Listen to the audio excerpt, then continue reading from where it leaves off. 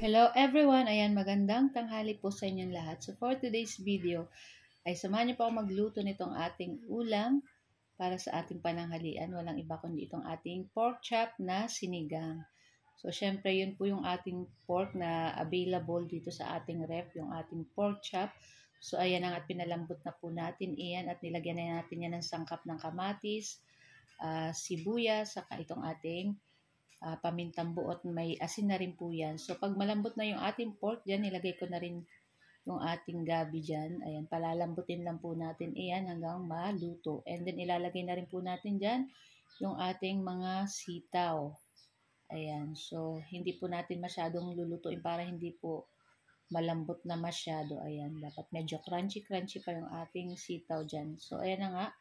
At okay na rin po ito. Naku, nakita niyo po ba yan? Ang sarap. Sabaw pa lang talaga ulam na. So, nilas kong ilagay dyan yung ating kangkong kasi ito po ay madali namang maluto. So, papakuluan lang natin yan ng mga ilang minuto at ilalagay na rin natin dyan yung ating pampabango na siling pangsigang na 3 piraso. Ayan. So, papatay na rin natin ang apoy nito maya-maya. Pero before yan, wag natin kalimutan maglagay nitong ating pampaasim. Ayan, itong ating nor sinigang sa sampalok. Para mas masarap at talagang super asim kilig itong ating sinabawan na sinigang na pork chop.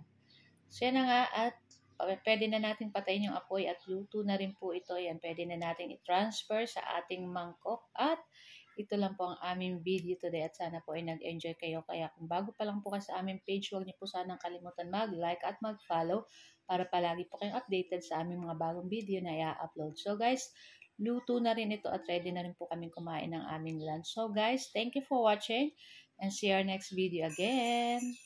Ciao! Kain na na! Yummy!